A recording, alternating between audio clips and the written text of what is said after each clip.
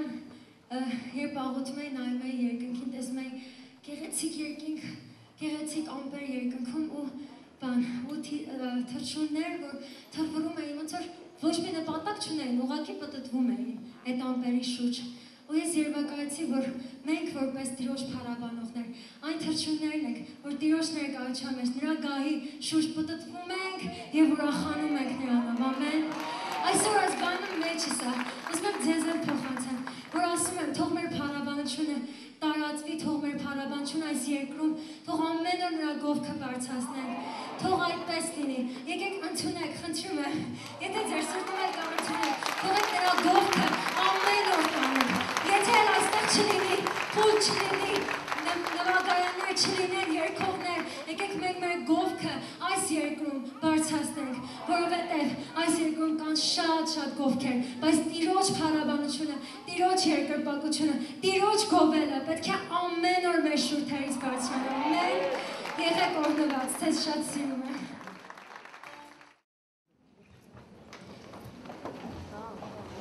Приветствую вас, возлюбленная Церковь Господа Иисуса Христа. Для меня большая честь и привилегия быть сегодня здесь и делиться с вами драгоценным Божьим Словом.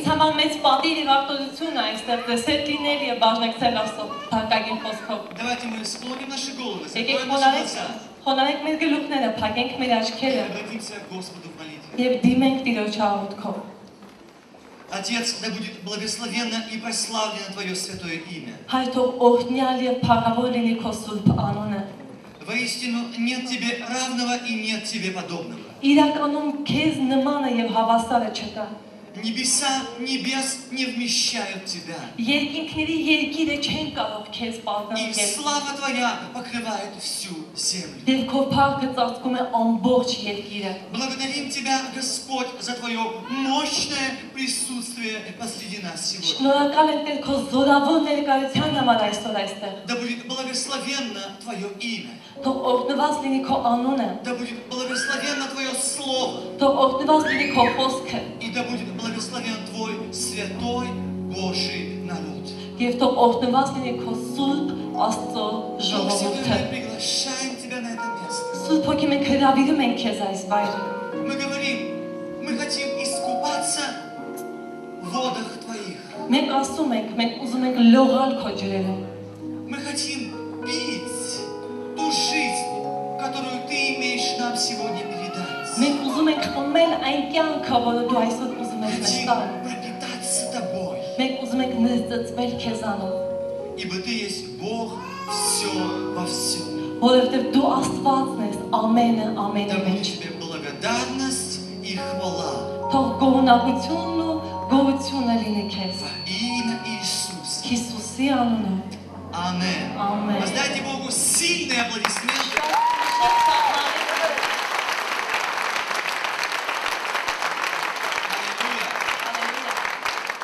Да благословит нас всех Господь Иисус Христос.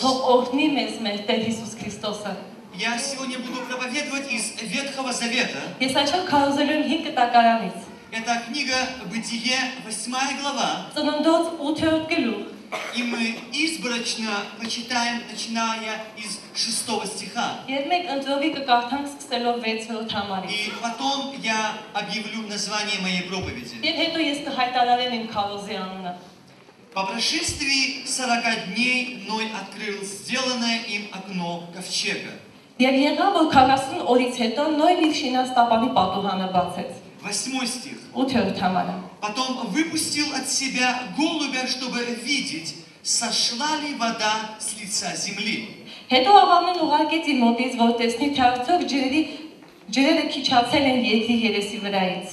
Но голубь не нашел места покоя для ног своих.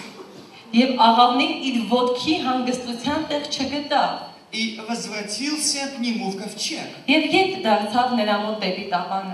10 стих. И помедлил еще 7 дней других, и опять выпустил голубя из ковчега. Голубь возвратился к нему в вечернее время. И вот свежий масленичный лист во рту у него. И Ной узнал, что вода сошла с земли. Он помедлил еще 7 дней других. И выпустил голубя, и он уже не возвратился к нему. Я хочу сегодня проповедовать на тему восстановления. Скажи это вместе со мной. Восстановление. Я верю, что в служении Ноя входило восстановление. Ной и его семья, они были призваны восстановить жизнь на земле. Сегодня Дух Святой находится здесь, на этом месте, чтобы я и ты, мы пережили свое восстановление. Если ты устал, ты нуждаешься в восстановлении. Если ты страдаешь от немощи и болезни, ты нуждаешься в восстановлении. Если ты зашел в какой-то тупик в своей жизни и где-то подумал, что это уже конец и нету выхода, ты нуждаешься в восстановлении. Дух Святой пришел сюда, на это место, чтобы сегодня я и ты, чтобы мы были восстановлены. Скажи кому-то, Бог собирается тебя восстановить. Аллилуйя. Теперь скажи, сосед, Бог меня также собирается восстановить. Я здесь, чтобы пережить свое восстановление. Я не уйду отсюда, пока не буду восстановлен. Я пришел сюда восстановиться. Я больше не согласен болеть. Я больше не согласен страдать. Я не согласен мириться с трудностями в моей жизни. Я пришел сюда, чтобы встретиться с Богом, который меня восстановит. Встайте руку. Встайте сильно, аплодисменты Господу.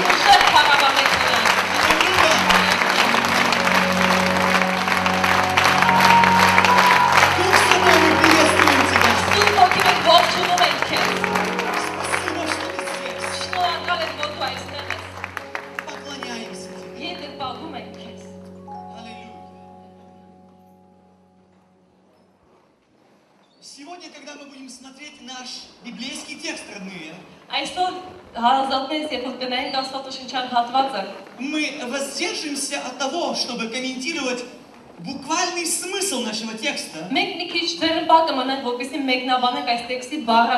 но будем смотреть на этот текст духовно или пророчески. Будем следовать за Духом Святым, который пришел сюда, чтобы дать нам жизнь и восстановление. Почему меня больше интересует не буква Писания, но Дух Писания? Потому что буква убивает, но Дух животворит. Дух дает жизнь. И там, где Дух Господень, или там, где господствует Дух Божий, там люди Божьи желают истинную свободу и истинное восстановление. Итак, первая фраза, которая меня интересует, это фраза из 6 стиха. Ной открыл окно ковчега. Кто такой Ной? Ной — это человек веры. Что сделал человек веры? Открыл окно ковчега. Люди веры и сегодня призваны открывать небеса. Как мы можем открывать небеса? Через наше говорение в духовный мир. Есть вещи, мои родные, которые начнут происходить,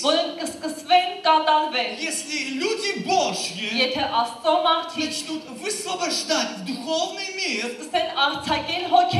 истину Божьего Слова. Возможно, твоя семья разваливается по швам, но Христос пришел в этот мир, чтобы спасен был ты и твой дом. Ты можешь провозглашать это в духовный мир. Я и моя семья будем спасены.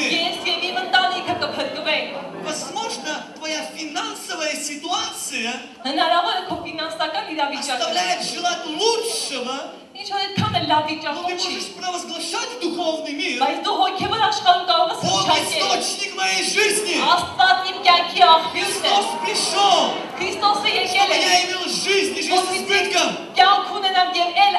Бог будет обеспечивать мой дом.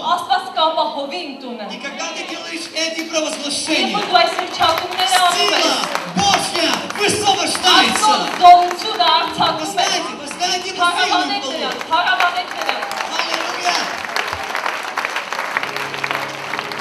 Ты можешь делать провозглашение в духовный мир. И через это открывать небеса над своей страной. Ереван принадлежит Иисусу Христу. Жители Еревана спасутся. Царствие Божие строится. Преисподня опустошается. Царствие Божие созидается.